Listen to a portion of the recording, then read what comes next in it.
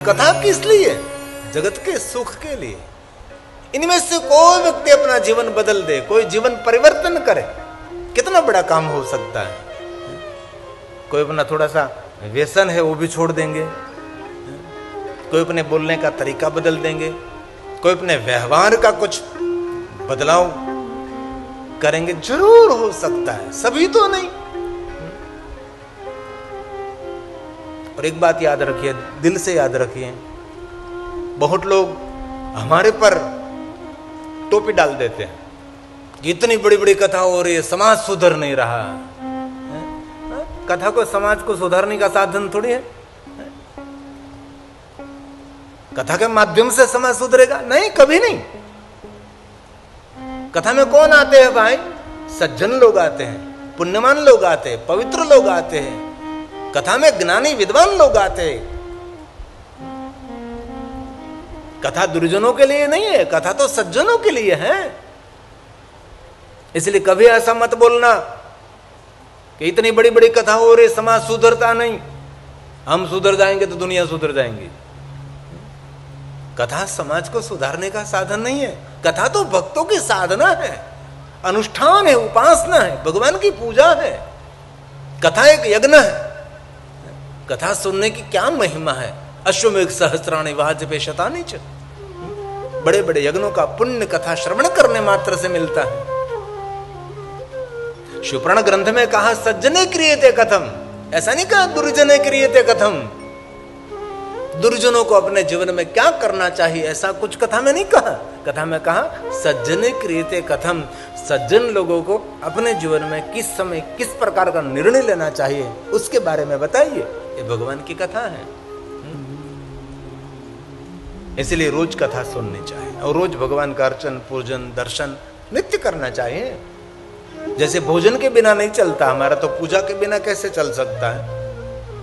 हम पानी के बिना नहीं रह सकते, तो भगवान के स्मरण के बिना कैसे रह सकते हैं। पानी नहीं पियोगे तो मृत्यु हो जाएगी, और ईश्वर का स्मरण नहीं करोगे तो जीवन व्यर्थ चला जाएगा। और शिव जी का हमारे ऐसे देवता हैं, कोई भी मनुष्य कोई भी समय पर उसका पूजन अर्चन दर्शन स्मरण कर सकता है। शिव जी का स्मरण पवित्र अवस्था में, अपवित्र अवस्था में, कोई भी अवस्था में, कोई भी वार, कोई भी त्योहार, कोई भी तिथि, कोई भी चौघड़ियों, शिव जी की पूजा अर्चन दर्शन के लिए कोई मंत्र कोई मूर्त की आवश्यकता ही नहीं।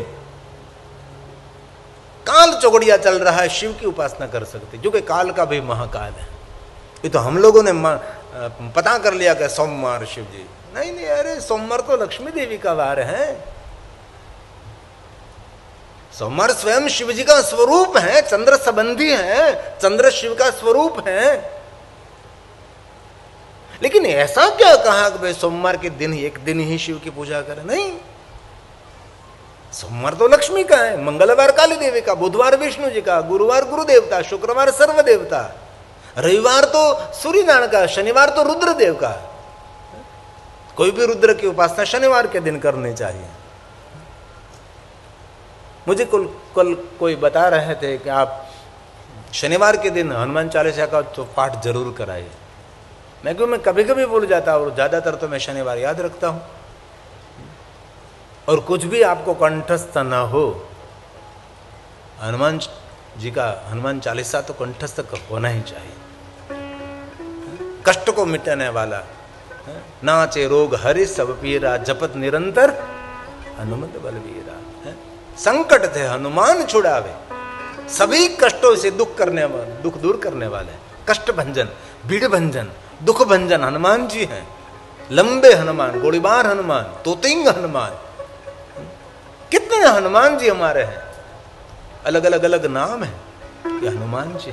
कवन सो काज कठिन जगमाए, दुनिया का जीवन का कोई कार्य ऐसा नहीं जो हनुमान जी नहीं कर सकते हैं।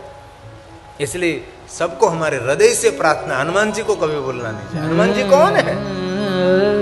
स्वयं शिव का स्वरूप है, रुद्र है। कष्ट को दूर करने वाला, दुख को दूर करने वाला, बीमारी को दूर करने वाला हनुमान जी है। इसलिए भाइयों बहनों वडीलों बालकों सब है, हनुमान जी ने तो स्वीकारवा ज पड़े। कवन सो काज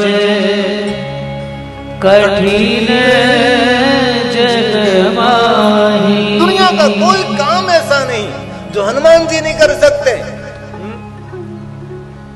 ये हनुमान जी हैं, इसलिए बहुत दिल से हमारी प्रार्थना है रोज करना चाहिए हनुमान चालीसा।